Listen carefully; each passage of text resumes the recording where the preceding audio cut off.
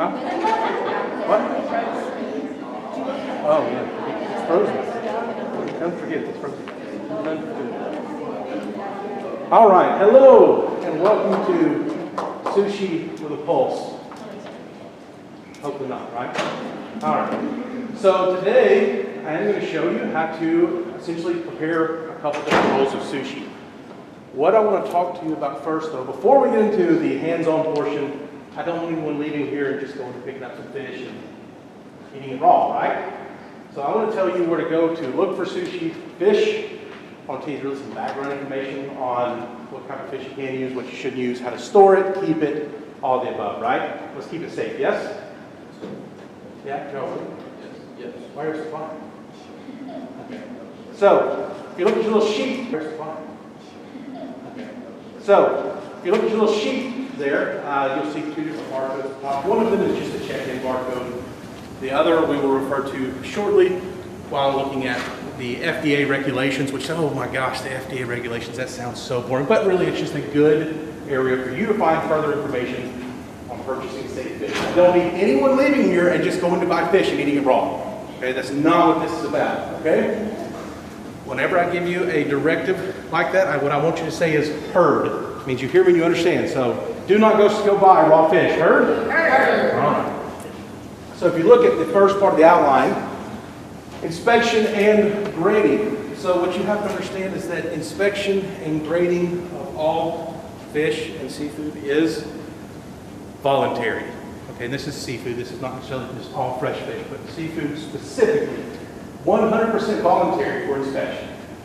If you were to have seafood inspected, if your facility that you're going to sell fish from is going to be inspected, you have to pay for this.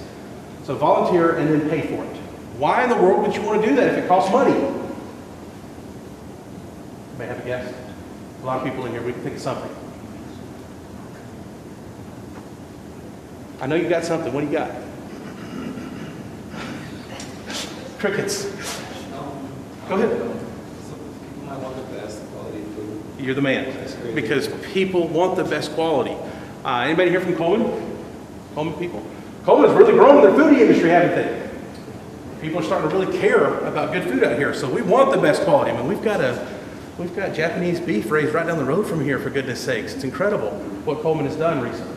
So we certainly want the best quality. And that's why the consumer, or the producer, purveyors, the sellers of, want to be able to offer that. So they do have to have a type 1 inspection if they plan to have grading later. So the U.S. Department of Commerce, the USDC, does come out. You pay them to do an inspection on your fish.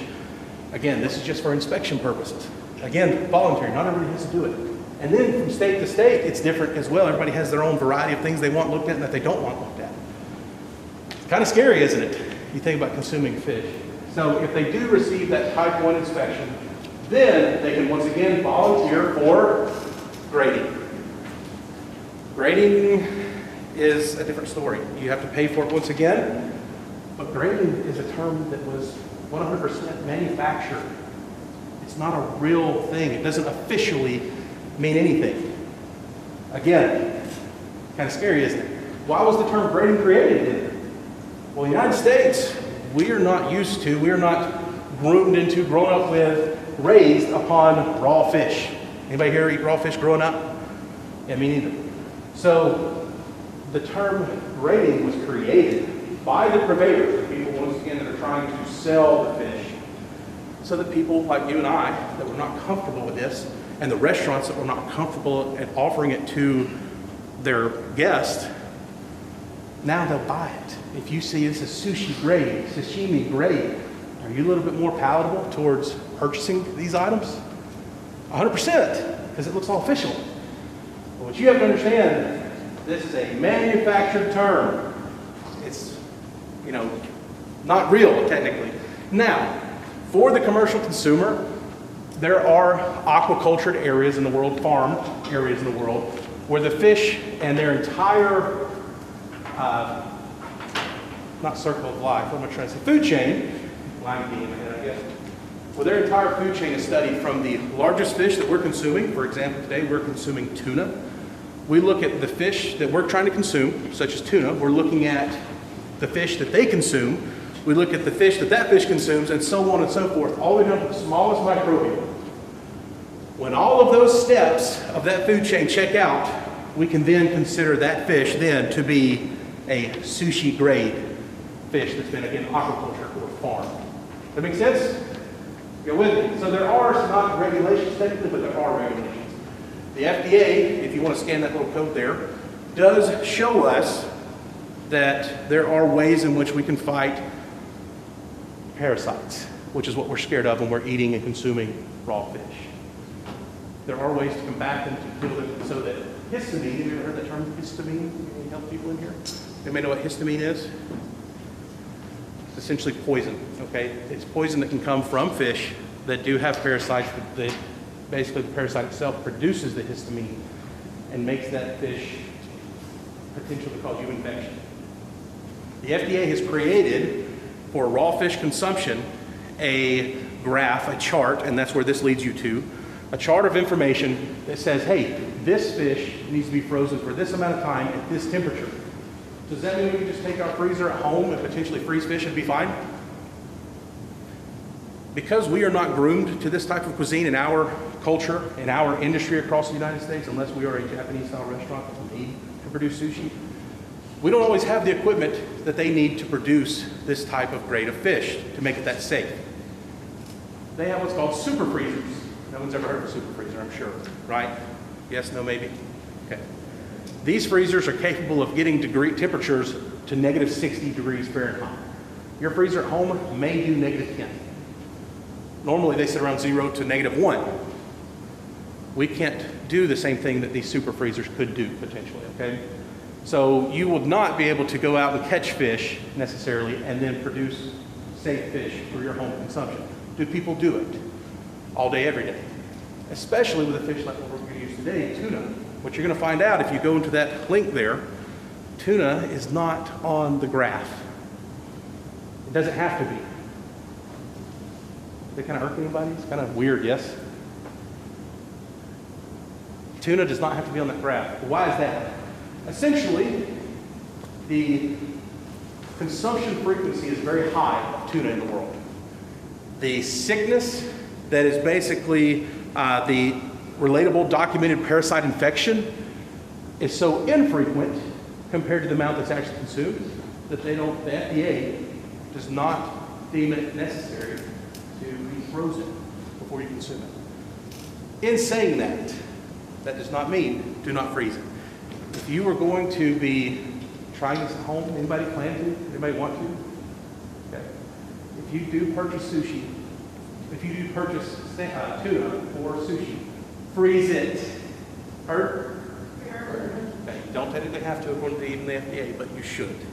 Just safe practices. The only way to potentially even come close to killing a parasite, if it is there, is to freeze it. One more time. Heard? Heard. All right. So after you have purchased it, of course, what's the next thing you have to worry about? Well, what I'm worrying about for you. You purchase it, you leave your car, you drive down the road, however far you live from the grocery store, and then you've got to do something with it, right? Are you going to make sushi that day? Maybe. But what if you don't? What if you're having a gathering the next day? You're being a little proactive. I went grocery shopping. I'm ready for my little gathering. And we put it in the fridge at home. Well, there's a couple problems there. That meat is usually what we call cryovac. It means it's in a very tight plastic wrapping that has no oxygen. Anybody health major in here? Do you know what anaerobic means? When we're talking about pathogens and sicknesses? Basically means these pathogens can grow in an anaerobic environment, meaning without oxygen. So that little tight packaging that's really clean and really neat with no oxygen, it looks like it keeps things very safe, can potentially be very dangerous. Botulism grows in this type of area. It's anaerobic bacteria.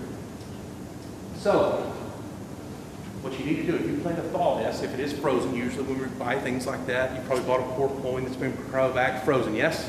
You've seen them, yes, if not bought them. You'll want to take it out of that packaging and put it into your refrigerator. Keep it cold. That's the biggest rule. Keep it cold. You really want to keep it below 41 degrees if nothing else, but really if you can keep it colder without freezing, it's even better. But that packaging must come off of it while you're thawing the item. Put it in your refrigerator overnight, if you can get a setup like this, now this is all commercial. This here is what we call a hotel pan. We have different drain pans that would match this and fit this, that are serrated, what we call them. They have little holes in it just like this colander does. But just as something where you would be more relatable to it, you put it in a colander filled with ice. This allows the water that the ice, when it melts, and anything that defrosts from the fish itself to drip through, and to keep that fish from sitting in its own juices that could be potentially harmful if it sits there long enough. So you definitely want to put it in the fridge, in something to allow it to drain so it's not sitting in its own juices. If you are going to freeze it and leave it for a while, this is a different scenario. You need to make sure you do not keep it frozen for longer than 2 months if it's a high-fat fish. This would be fish, for example, like tuna, that is very high fat content. Now, a more lean fish, you can freeze for up to 6 months and be fine, but a high fatty fish that you would use for tuna and sashimi, you would not want to keep more than 2 months in the freezer. Now, to fast forward, it's thawed. It's ready to go. Whenever you're ready for it, it's in the fridge, ready to be used, yes? How many days do you think you can keep it at thawed? Let me have a guess. I heard. What? 3 days. 3 days. Oh. You're close. You're very close. A restaurant, sometimes, if it's not going to be for raw consumption, we'll keep fish for 3 days ready to go. Problem is, it begins to gain a little scent at that point. On the 3rd day, that's beginning to be a bad sign. Fish should be very mild smelling. It should not have a fishy aroma at all. 2 days is all you want to keep it for, to keep it safe for your consumption. If the restaurant is going to hold it and keep it, they are going to, for raw consumption, only keep it for 2 days, ready to go. If that. Hopefully they use it up day 1. All right. And I think I'm done on that one. Did I leave anything blank? Oh, I didn't talk about this. Being that there are all these different regulations, this is kind of stepping back. If there are all these regulations that aren't really regulations, right, at this point, your biggest thing that you should do when you purchase this fish is make sure that you are purchasing from approved, reputable supplier. That is a commercial term that the restaurant industry uses. Anybody know what that means? They've got to have a guess of an approved, reputable supplier. A man, give me a guess. Approved? Think about what approved. What does it mean to be approved? You're meeting standards, right? Reputable means I can trust you. So you meet standards, I can trust you, and you are someone that supplies stuff to me. So if you are an approved, reputable supplier, you are someone that a restaurant can purchase from. Someone that a consumer like yourself can purchase from. Your grocery store, Publix or WDG, these are approved, reputable suppliers. You have to be very careful about going down to the beach and just going to these different fish markets. Nothing wrong with them. I buy from them all the time, I promise. But they get to decide what standards they follow. Again, none of this is hard set. You have to make sure that your facilities that you're buying from are approved, reputable suppliers if you're buying from a live market like that. Only thing you really need to do is call the local health department. They'll tell you, are they making sure they're doing the proper checks, are they meeting standards, are they following things like they should? And they'll tell you, if you have inside to the local restaurant scene, you can talk to them as well. They'll tell you who to buy from. But best thing, just call the local health department if you're unsure. When in doubt, anybody? When in doubt, we say, when in doubt, throw it out. Okay, when in doubt, don't buy it. Doesn't rhyme as well, but it works. All right, did I skip anything else in your sheet here? I think I did pretty well, yes? All right, flip it over. I think yours is a little side, mine's not. So what I have here for you is a sushi rice or a sushi rice recipe. Sometimes you will see sushi listed with a Z, sushi. This is because in Japanese language, some of the consonants need a harder sound to them. So you may see makizushi. Have you ever seen that term before? Makizushi? Okay, no sushi connoisseurs in here today? So maki is your basic standard roll, sushi roll. It has the seaweed on the outside of it. What's the seaweed called? Anybody know? Nori, that's right. Nori is on the outside of the sushi roll. Then you have the inside out roll. Have you ever seen one where there's rice on the outside? This is actually an inside out version. It's usually what we see a lot more times though. They're a little harder to make. These are called yurimaki sushi. So maki and yurimaki. These are the basic 2 standard rolls that we're going to produce today. And we can also do what's called nigiri. Anyone ever heard of nigiri? Believe it or not, you've probably seen it. Has anyone ever seen like a little block of rice that has the sashimi, the thin sliced fish laid across the top? That's actually termed nigiri. So nigiri sushi, nigiri zushi, really, maki zushi, and then yuri maki sushi. So like we did the macaroni thing.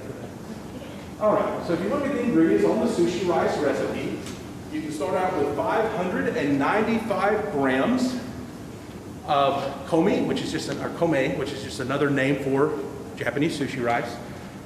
One of the brand we're using today is called Nikishi. You can get it at Publix. Okay, the goal for me is for you to be able to make this at home. Nikishi is sushi rice. Then that 595 grams, if you're not used to working with grams on a scale, you would want to use 21 ounces is what that converts to by weight. 21 ounces. If you want to write that down. 3 pints of water, 6 cups. Then you have 2 fluid ounces of sake. Who's ever heard of sake? Most everybody maybe has heard of sake. Does anybody have any idea what it actually is? You know it's alcohol, I'm sure, right? What kind of alcohol? It's rice wine, essentially is what it is. Then you have 2.5 fluid ounces of rice wine vinegar, 1 fluid ounce of sugar, and half a fluid ounce of salt.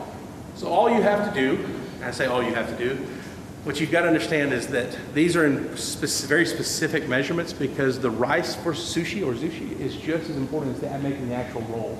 It's just as much of an art to make the rice properly as it is to make the actual roll. So you want to rinse the rice very well. You want to rinse this rice until there's literally no more cloudy liquid coming out of the base of it, out of the bottom of it anymore. Why do you do that? You may have a guess. What are you rinsing off of, first of all? What?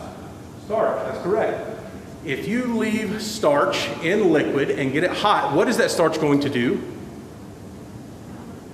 What? Gum up, swell up, yes. We call it gelatinization, or to gelatinize.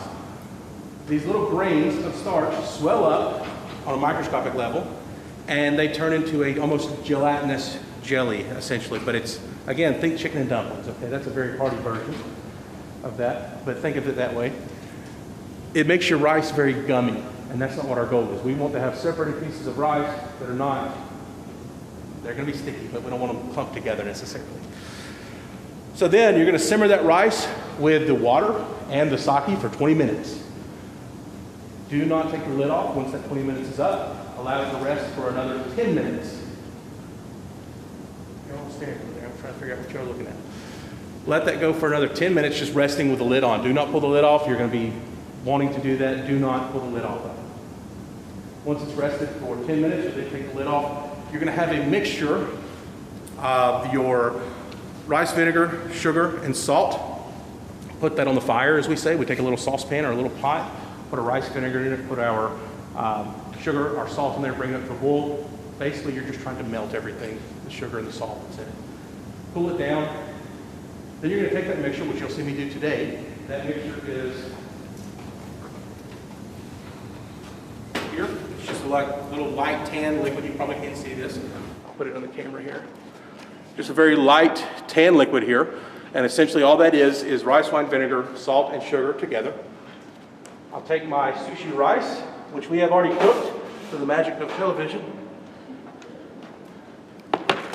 And what I'm going to do is simply take my little seasoning here and sprinkle it over the top of my rice. And this is what gives sushi rice that great flavor that you enjoy whenever you do eat it.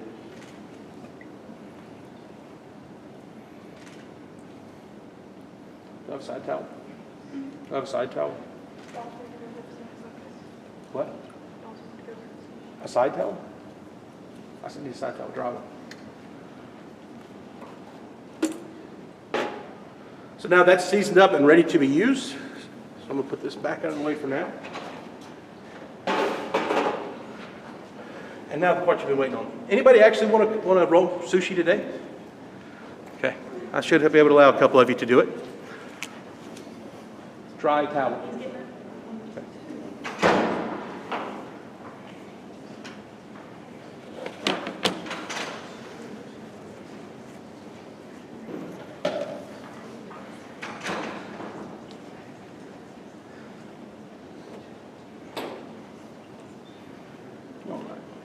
Let's just dry my hands up, that's all I'm doing. All right, so what I want to do first, I have plenty up here already prepped, but I really want to show you how we prep these vegetables for this. So first we have carrot, English cucumber, and an avocado.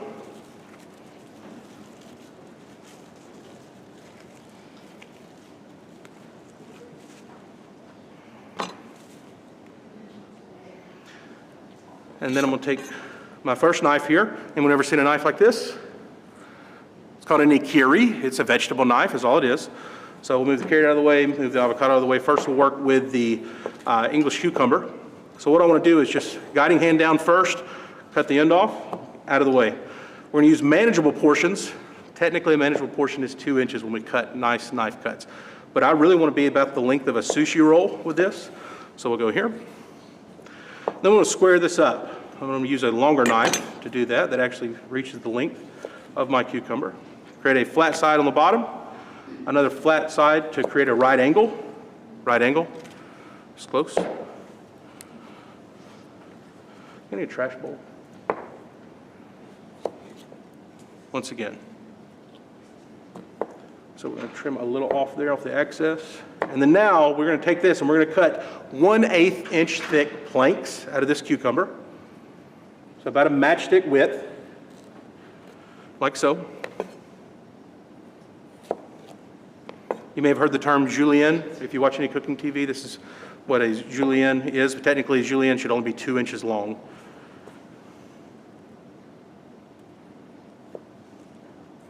So there's your longer than normal julienne. Put this one down just ever so slightly.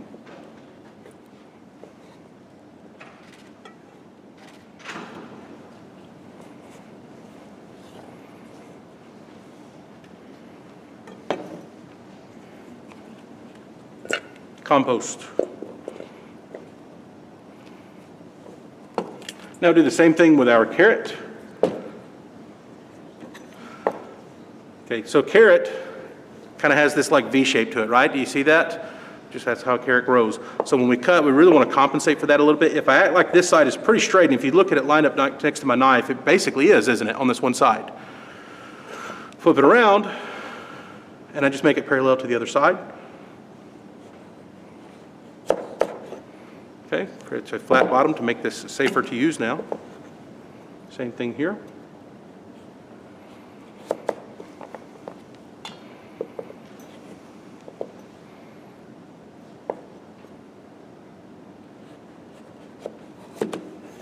Parallel. Now, same thing, 1/8 inch thick slices.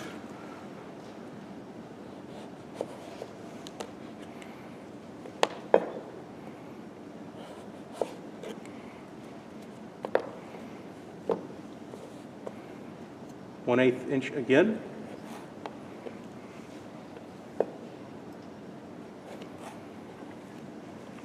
And if you're not comfortable with, cutting it this long like this, you can do it in 2-inch pieces and just lay them across the sushi in smaller pieces, right?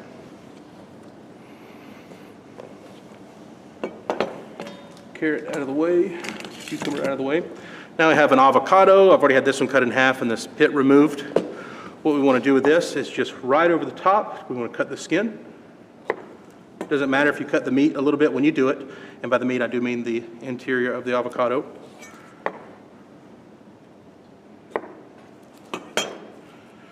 And you just peel this off.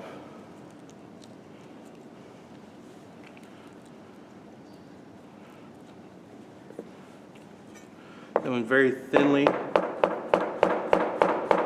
slice the avocado. Very nice, really pretty thin pieces.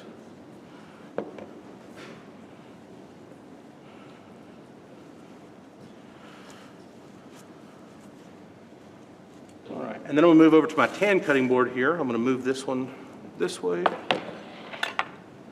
Move this one backward to the view of the camera. And we're going to go ahead and cut our fish. So we really want to do the same thing that we did with our cucumber and our carrot, but this is kind of a different shape, isn't it? I mean, look at this thing. It's got a little rounded section there. It's not nearly as square. So what I'm going to do is take my sashimi knife. We'll come back to that one.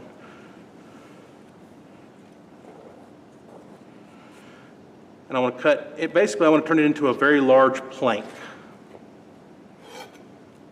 Like so. Now it's a lot more squared off, yes? A lot more easier to deal with to create the shape I want. Letting the knife do the work. I do not want to press down too hard when I make this cut. If I do that, this is very tender meat. You notice how I get it off my knife. I have to very slowly slide it off. I'm going to allow the knife to really do the work here and not force the knife through it.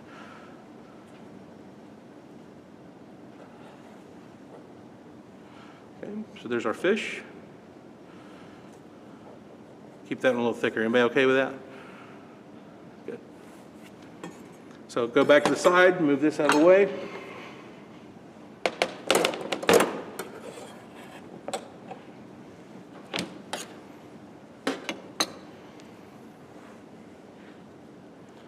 We're going to go to our white cutting board here. This is what we call the ready-to-eat cutting board. What do you think the green one's for? What's the green one used for that I've got here? Vegetables, produce, right? Then you've got the sand-colored one for seafood, fish, shellfish, and then the white one, of course, for ready-to-eat. It's always good to keep these things prepped very separately so you don't contaminate anything. All right. And what did we say this was called? Seaweed? Nori. That's right. This is nori. Now, nori is a roasted piece of seaweed.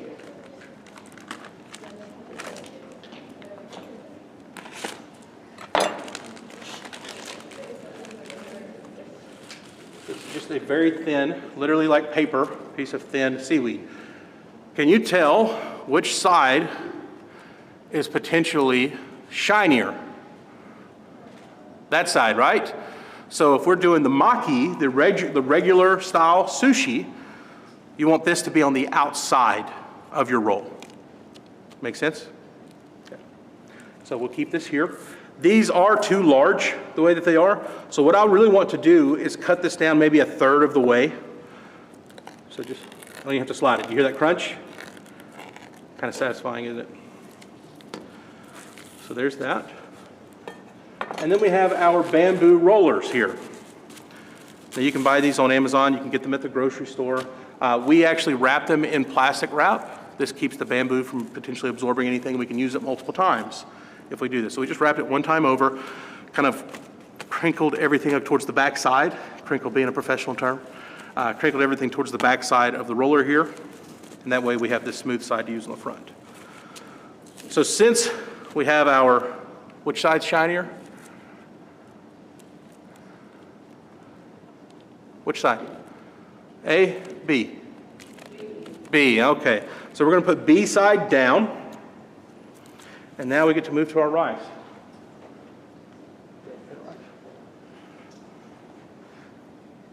Running low on space here, so I'm going to have my trusty assistants come around here and hold the rice. Remember, give them a round of applause, please.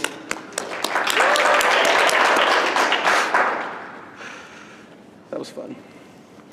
All right, so just take a nice handful of rice here. We probably may not use all of this. And what I really want to do is focus towards the outside. That's all I need for the moment. You want to just kind of chill. I want to put this across here first. So I just want to kind of press it into place. And then just kind of walk it down to thin it out.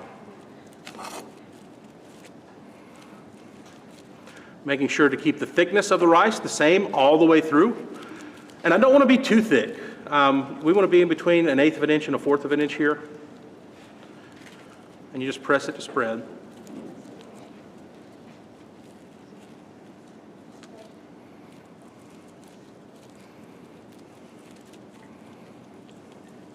Now, as this rice sits here, it's going to get more and more sticky the more it cools. The way we want to combat that is take a little bowl of water. Just dip your fingertips in it.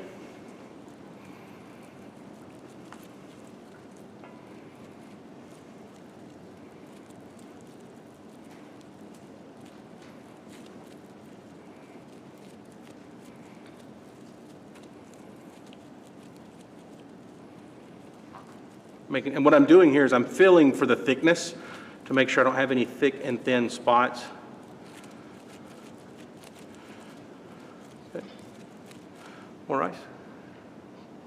Round of applause once again for my assistants.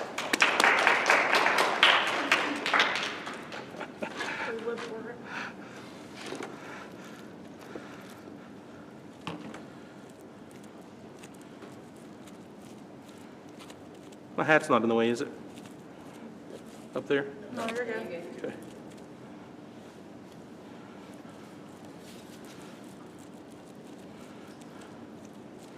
And this really is, I mean, honestly, the hardest part of the whole thing. None of this is difficult, as you can hopefully tell so far.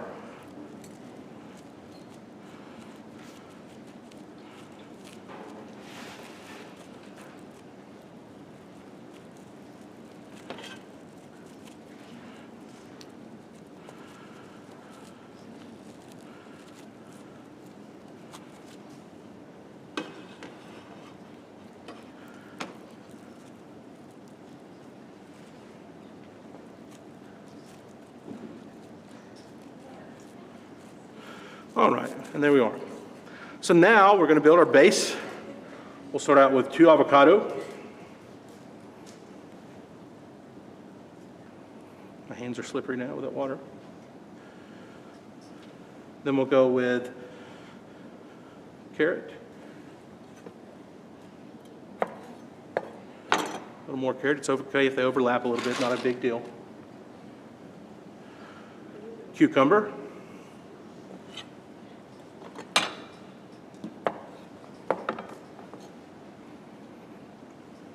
And then finally, we'll use the thick piece. Our tuna fish here. Then we have this here. Anybody know what this is? Spicy mayo, that's right.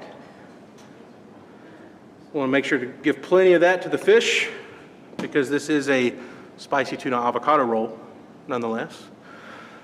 Now, what you want to do is make sure this is right up against the edge here on your wrap. Hopefully I don't tear this up when I move this.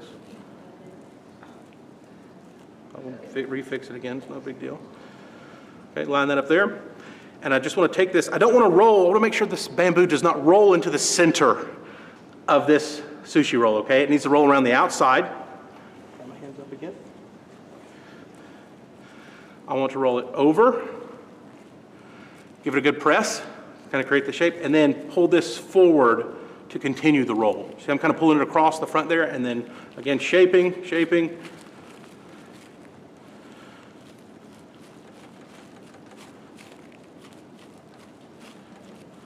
Make sure they're nice and round.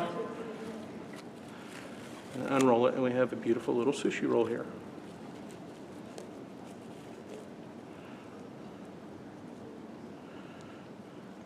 There we go, fold it under, but it's okay.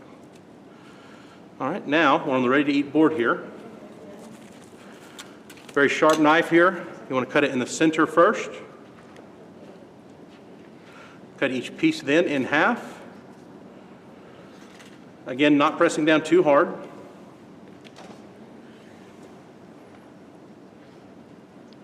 Allow the knife to do the work. The ends are always going to be finicky. They just don't pack as tightly.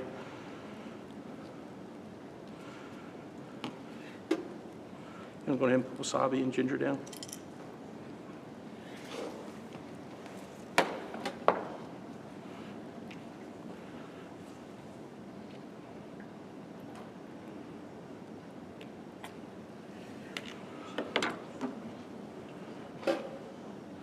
Got our little sushi dish. A little ginger to cleanse the palate. This is really nice pickled ginger. It's very tasty. It's not like what you see in a lot of places that is not palatable at all. Then we take our nice little sushi pieces.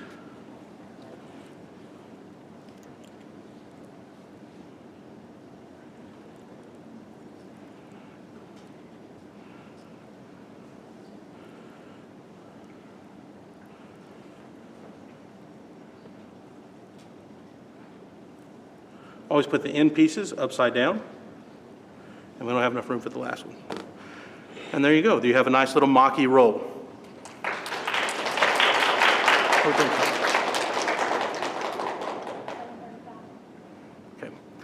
Who wants to make a maki? All right, I send your hand first. Come on. Start start making rolls. I'm gonna need help. Yeah, I'm gonna be right here with you. Yeah. Gonna get her fluffed up, get her prepped up. You may want to put your hair up first. First sample.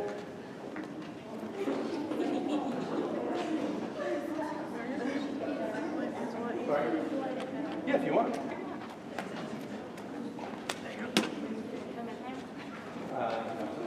We'll make one. We got plenty. We're gonna make one for everybody.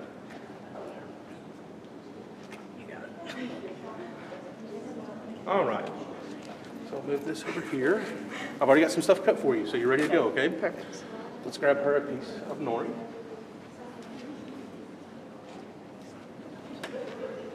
Who else wants to make a roll? If you want to, get up here. Come on. Come on, Sarah. Now's your chance. Move all the knives out of the way.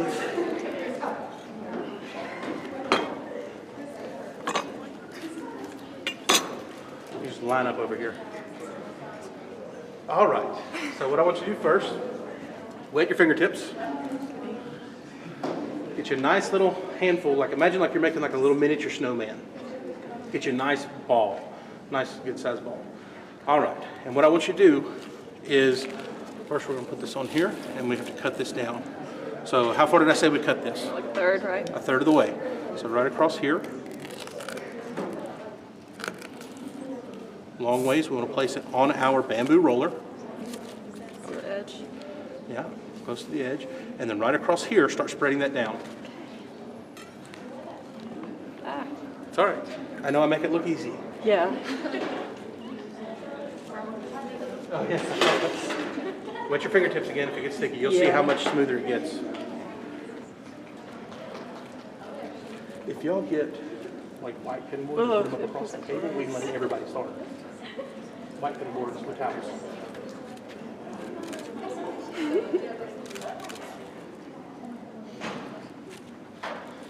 So the edge furthest away from you, make sure you cover that entire piece there. So the little gaps you have here and here, make sure to press those in. Wet your fingers again.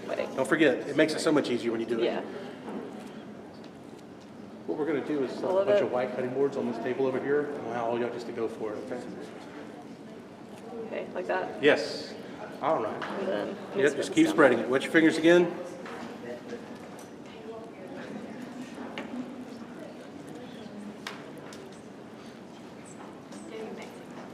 Thank you. Very nice. When do I know I need to add that? When you run out, when all the rice is the same thickness, and it's a good thickness for you.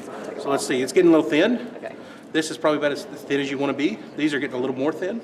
So let's add some more rice. Wet your fingers again. All of this? Maybe. Just get it covered first, then we'll check it. Okay.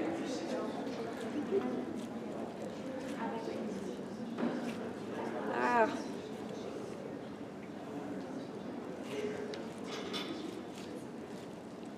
There you go. Get it nice all the way out to that edge. You can even go a little thicker around the edges, and a lot of times the ends will set up better for you. Dunk my whole hand in water. You can. Okay.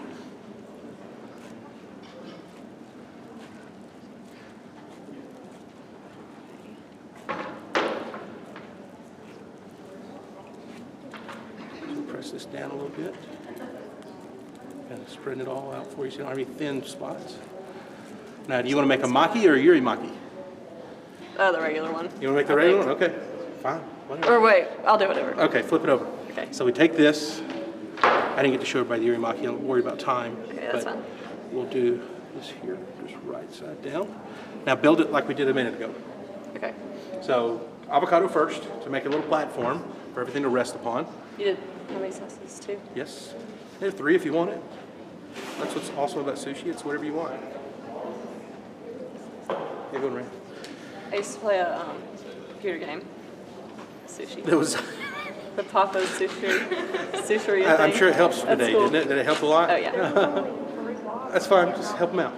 Help them all make sushi. Ah, come on. It's a piece. Okay. All right. Now cucumber, a little more cucumber. Carrot the same way. And now your piece of tuna. Thanks. Your tuna here. Okay. Oh gosh. You're good. Sauce it up.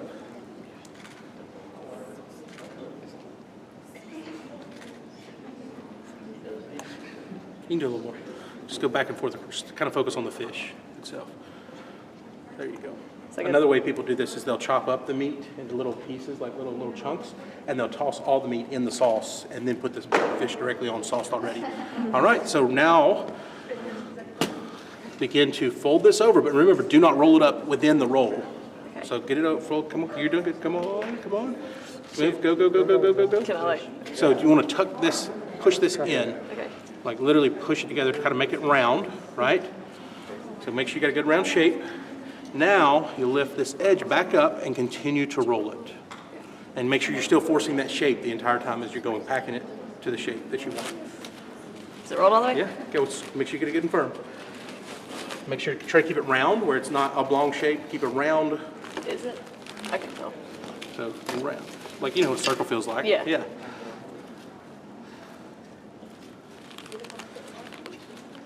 Is it nice and tight? You can tell. I don't know. Let's see. These are a little more stickier this way. Yeah, good job. So now we're going to take a little bit of sesame seed.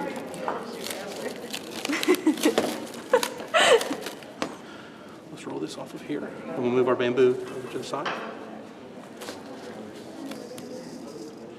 Sprinkle this across. Roll it. And just roll it through it. And if you want, you can hit a little more toasted sesame seed on top. And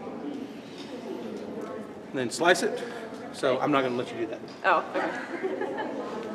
Can I take these off? Yeah, you can. Use my sashimi knife, so I'm going to cut it in the center. If I find the center, every other piece comes out equal. So center first. Long knife here, allowing the knife to do the work. Now I find the center of each one of those pieces. Again, not pressing down. I want to allow the knife to do the work. I don't want my knife to squish this and flatten it out and change the shape.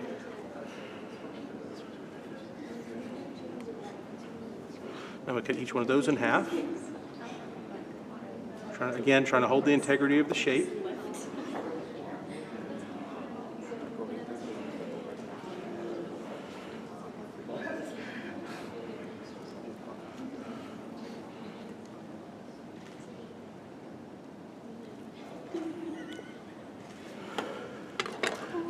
And then you want to give me that little. So now you could take this and stand these up, kind of like so.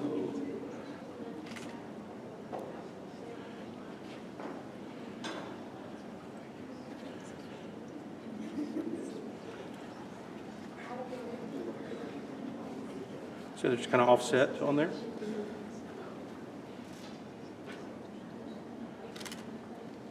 By the way, you made a very nice urimaki roll. Thanks. You see how good she did?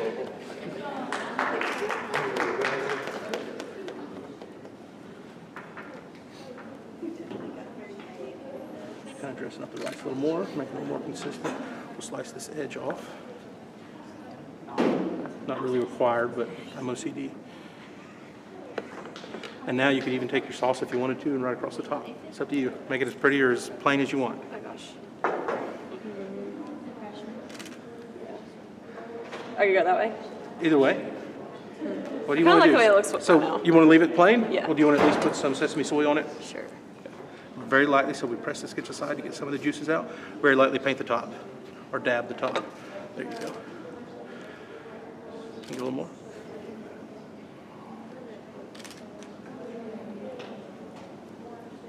Yay. Very nice, good job. Take Thank that with you. This? Yeah. All right, who's next?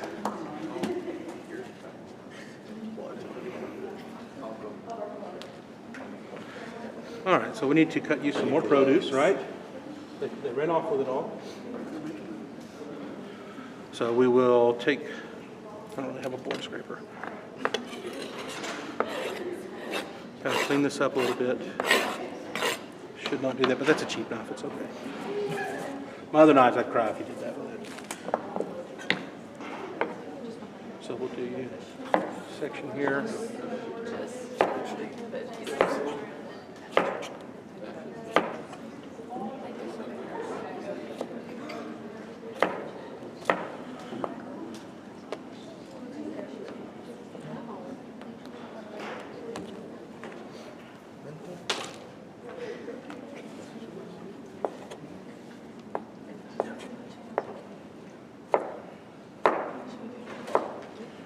Any cucumber?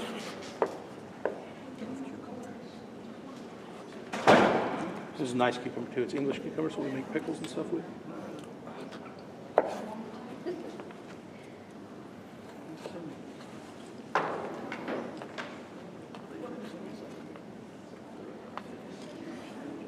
All right, produce is ready. Knife out of the way. Fish is ready. All right. Why do you need gloves? No. I need some gloves, y'all. You have them over there? Yeah.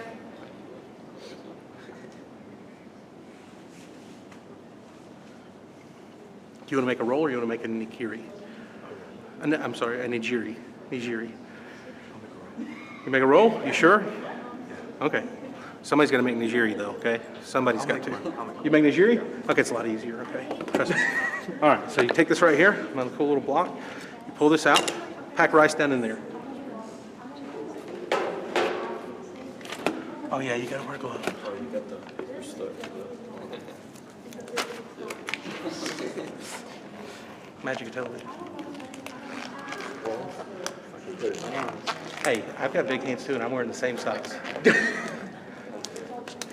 he goes.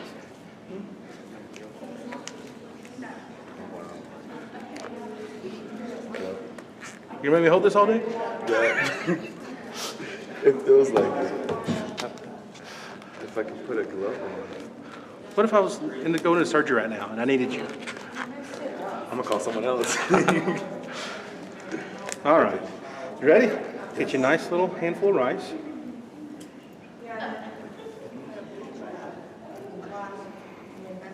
How is it? Good. Yeah? Good. All right, and you want to form fit it down into here.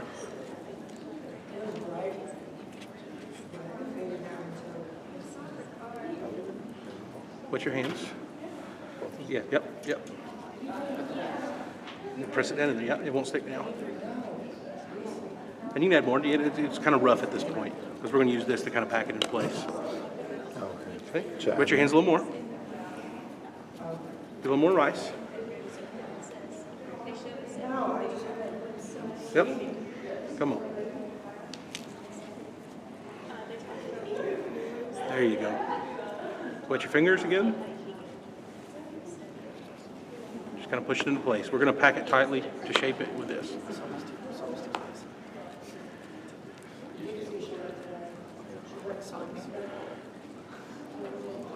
Good deal. Perfect. Now we take this, press it into place to make a proper form. Not real hard here, we're just kind of creating a nice form piece. Now we take a really thin knife. If this one may not fit, I may have to get a different knife.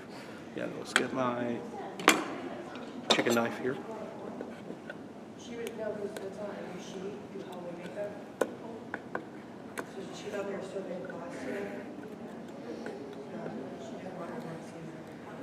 I wonder if my nikiri or chef knife, either one will fit better.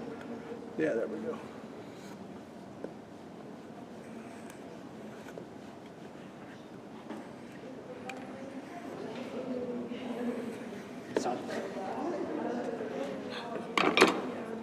Now we take this, press it out of the mold.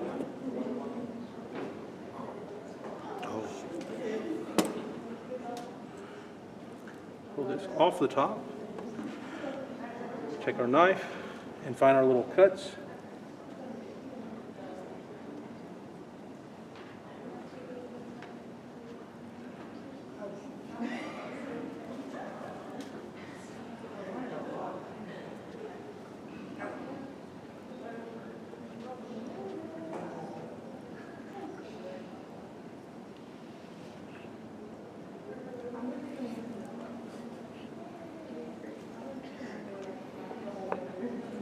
Now we can take these and again with our fingertips and kind of elongate them a bit.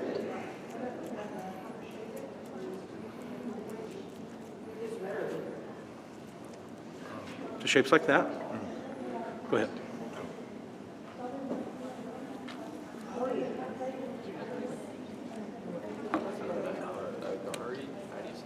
Nori. Wait, what is that? It's roasted seaweed. Yeah. You want to try it? You're welcome to. No, I mean, you're welcome to. Make it match mine. There's not very much seasoning. No, it's not. It's just roasted. It was like seasoning. No, no. The people make salads with it though and eat it just like a salad. Well, I'm Yeah. not gonna lie, like I have like packs of seaweed at my house that my friend gave me. There you go. But it's seasoned. Oh. It's crunchy. It's also Americanized. Make sure you wet your fingertips so it doesn't stick to you. What's the difference in what he's made and what you made? Just a different shape. Yeah, it's the same stuff. I mean, honestly, we're going to use sashimi here, though. It's just a different technique of cutting it. Thinner slice. Very thin slices. So he's just shaping these as far as for presentation purposes. If it comes out right. It's what? If I do it right. You're going to do it fine. Thank you. Was it good, though? It was tasty, right? Yes, it was. Good. What time is it? I'm glad we didn't do multiple rolls in demonstration, because I was going to, but luckily they're doing them just the same. It's really the only difference is the kind of fish and the condiments that are on it. 100%, and what you put in it. I mean, we did a smoked salmon one yesterday with cream cheese, a Boston roll. You put everything bagel seasoning on the outside of it. If you do it yuri maki style, where it's the inside out roll, put everything bagel seasoning on the outside, and you have an incredible little seasoned roll. I'm making it look what you Make it look presentable. You're shaping the rice. trying. This is a lot of work, though. I mean, it's just a little tedious work. And I mean, these sushi chefs, even the guys that are at Publix, they're contracted in. They don't work for Publix. They are very skilled at what they do. Yeah, Wednesday's that $5. All right. Now, this is the sashimi knife. I want you to see, what do y'all notice about this knife on one side or the other? What's different? I don't know what it's called. It's beveled Yeah, it's on down. one side, and it's not beveled on the other. Okay, it's because it's a right-handed knife. Look at the shape of the handle. See how it's shaped? It's made for a right-handed person. I'm a lefty, so I kind of have to be a little ambidextrous with this. But it's made to lay flat, and if I start at the heel of the blade and work my way to the tip, that's why it's so long. It makes really nice elongated slices. Now you can eat that piece. It's just a little thicker than what I plan to use. So start here, and then that can be laid right across the top. We're not going to try to slide on the knife. Laid right across the top of the nigiri. And that's ready to consume.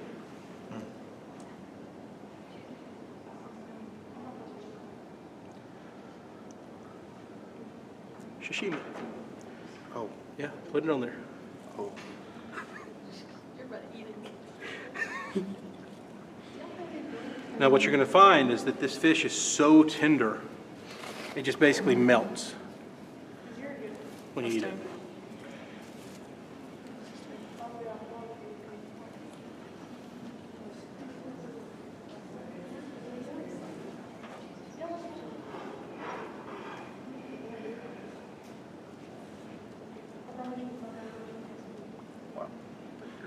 Now you just kind of shape them up. Eat them. Guys? Look, I just have to show you how it's done.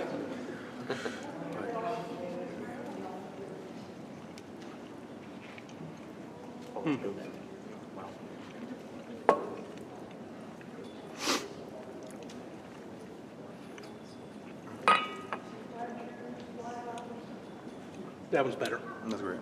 Try that one. Oh, me. You made it, you got it. Oh, okay. I promise it'll taste better than the last one you had. Yeah? Yeah. Nice, right? All right. Who's up now?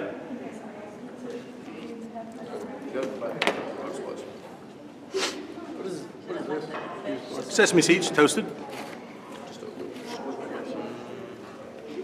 don't know what to make. Should I guess.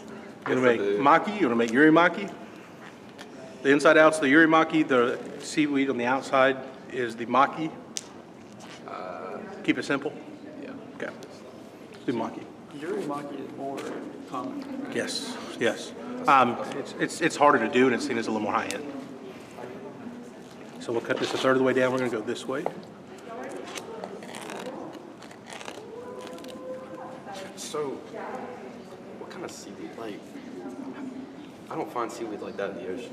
No, buddy, no. This is farmed, 100%. I was just wondering where's gonna go in the ocean. Where'd it come from? Grab seaweed. All right, which side's shinier?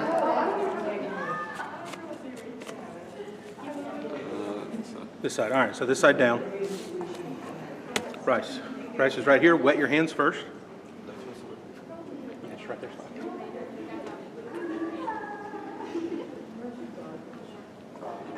Yeah, so yeah.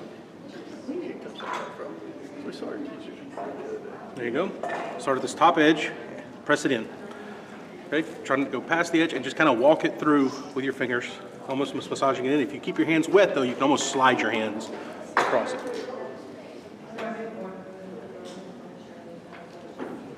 Just do this one in there I wonder if that'd be good.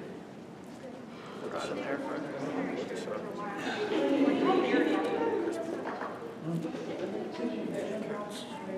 carrying all the weight. Being the good looking sibling. No, nothing. Trust me. Trust me.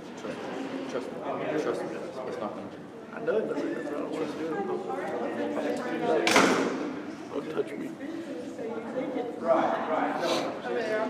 Chef's bandage. Y'all have any questions? So, what is it called that what you're making? Sashimi? No. No. Very, very.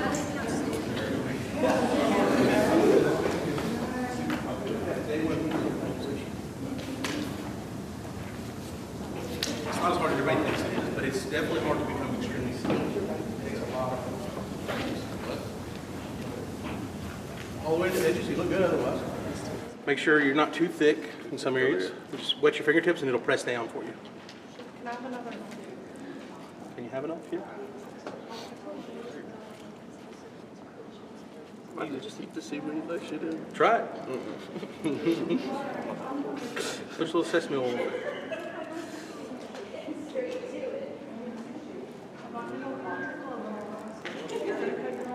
I don't get why it takes so long to get my order sushi. Makes sense. I mean, those guys though, man, they'll take a handful like that and they'll have their seaweed filled, just covered in seconds. They're so fast.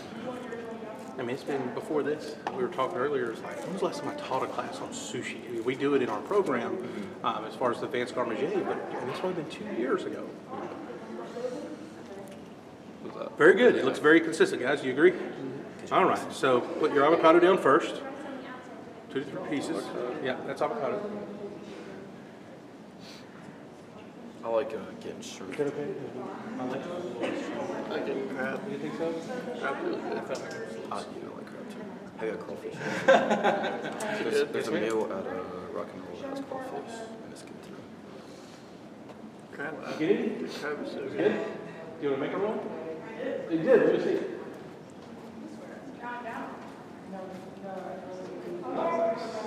Very cool.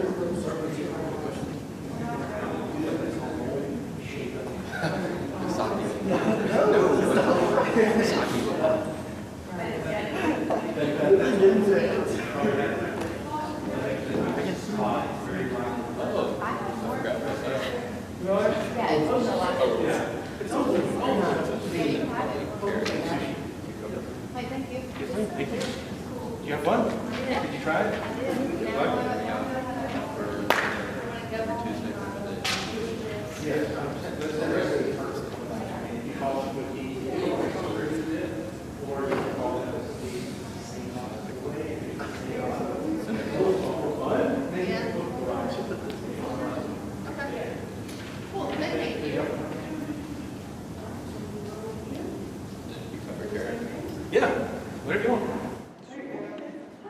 fish on it if you wanted to.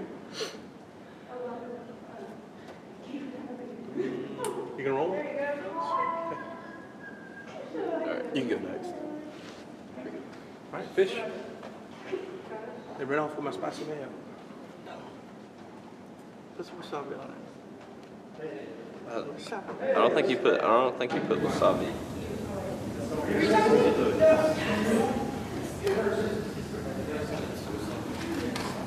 Have fun.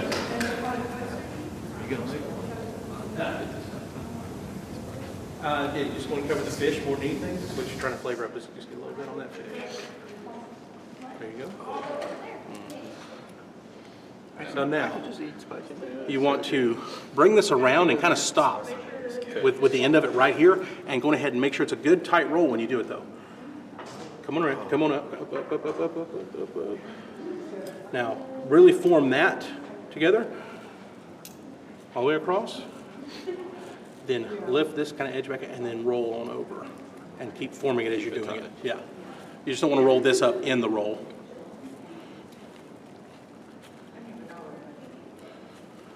There you go, form it up. Make sure it's round, make sure it feels pretty round in your hand. Good deal. Unroll it. Very nice, very nice. So we'll pull it off of here.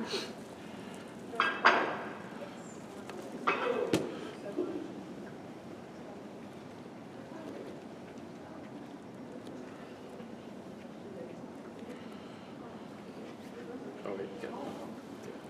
Later.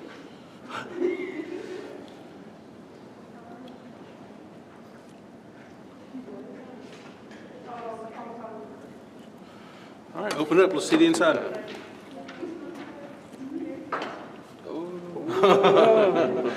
Now, you just need to take a little of this, Wasabi. a little of that. Everybody eat a piece. Come on, eat a piece of the ginger. I promise you'll like it. Yes, eat a piece of ginger. This ginger is super delicious. Just grab a piece out of there. It's not your Yeah, normal that's good. pickled ginger. It is normal pickled ginger, but it's high end. Very tasty. Now, you're cleansed. Take your piece. That's not bad, but It's strong, yeah, it was strong, yeah, I mean, it's Yeah. No, I love ginger like that. right there. Now dip that in the wasabi just lightly. This is wasabi sauce, so you don't have to worry about it really lighting you up, but it's still hot. no, not that. You may finish it? Yes, please. You want it back and forth, or you want it long ways? It doesn't matter. Oh, that's so cool. I love it. Thank you. Did you get wasabi? You need to try the wasabi sauce too. Oh, I'm scared. No, it's not. It's sauce. It's not like true wasabi. The real wasabi? Real wasabi One time my powder. brother tricked me. No, and trust told me it trust was him. good, Trust and him. I just That's ate it. so good. Try it. You don't like ginger? He didn't even give it to me, so I know it's meant not be that. It's really good, but it's No, it's good. astringent. No, It's no, got- no. it's It's astringent. very subtle. I don't know. No, it's not. Mild taste. It's good. Yeah. God, that was.